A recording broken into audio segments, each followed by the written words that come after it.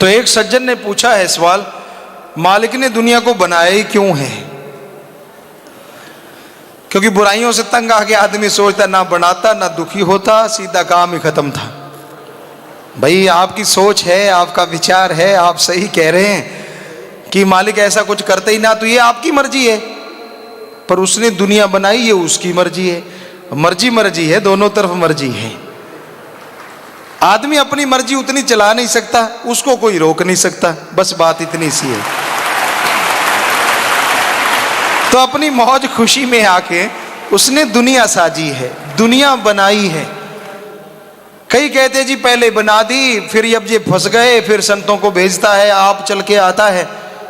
तो ये भी तो उसकी मर्जी है, तकलीफ आपको नहीं, उसको होती होगी, होने दो। वो मालिक है, दोनों जहां का दाता है, रहबर है। अगर उसने भेज दिया तो वो लेने भी आ गया, ये कौन सी छोटी बात है कि अपने फकीरों को भेज देता है। ये बहुत बड़ी बात है, वरना तो वो मर्जी का मालिक है, ना आता फिर। तो वो ये भेजता है अपना स्वरूप, पीर फकीर संत गुरुओं को भेजता है ताकि अपनी औलाद को, अपनी रूहों को वापस अपने में समा ले। तो ये उसकी मौज खुशी है, उसने दुनिया बनाई। तो इस सवाल का ये जवाब है जी। अच्छा लगता है, आप पूछते हैं, बुरा ना मानो, अब बढ़िया है। आप कोई रूहानियत की या कोई भी बात, कोई भी सज्जन पूछना चाहे सत्संग में आके पूछे, अकेले अकेले पूछने में मजा नहीं आता, सबको पता तो चले। कई लोग ऐसे होते हैं, नहीं जी हमें तो अलग से टाइम दिला के बात करवाओ। नहीं जी, सामने आके बात करो, शरेआम करो, ताकि आपको छुपा ना पाओ, कहीं और ही ना तोड़ मरोड़ के पेश कर दो।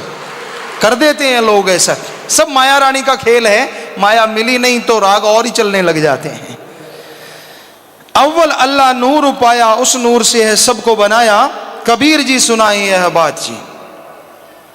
कबीर जी ने ये वाणी में लिखा है, अव्वल अल्लाह नूर पाया, कुदरत के सब बंदे, एक नूर ते सब जग उपजा, कौन भले कौन मंदे। अव्वल, अव्वल होता है सबसे पहले, अल्लाह ओम हरि गॉड खुदा।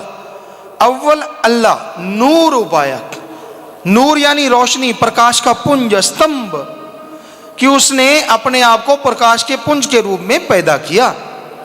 यही तो हिंदू धर्म का सार है कि एक प्रकाश का लंबा स्तंभ पैदा हुआ, जिसे उन्होंने लिखा ओम। एक प्रकाश का स्तंभ पैदा हुआ और उसमें फिर सारे महादेव, ब्रह्मा जी हैं, विष्णु जी हैं, शिव जी हैं, महादेव हैं, तो सभी उससे प्रकट हुए हैं।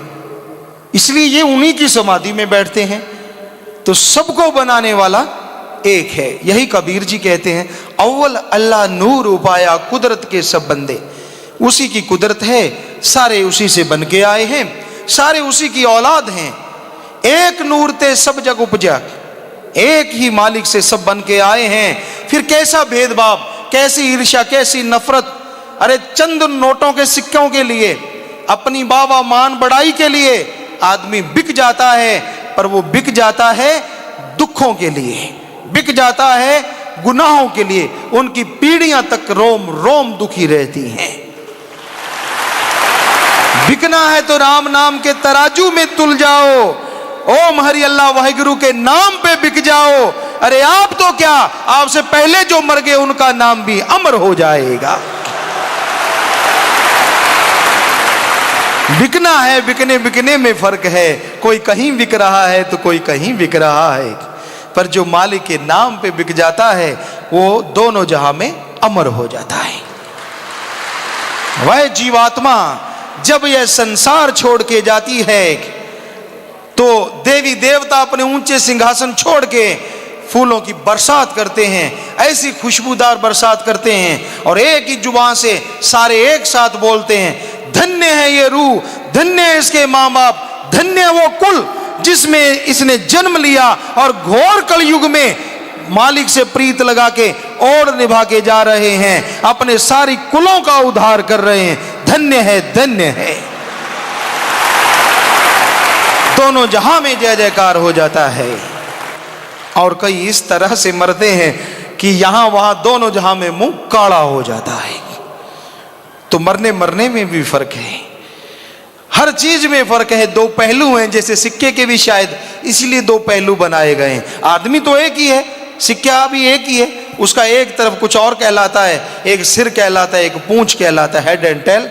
वैसे ही आदमी आदमी है, एक मालिक का प्यारा कहलाता है और एक काल का गुलाम कहलाता है।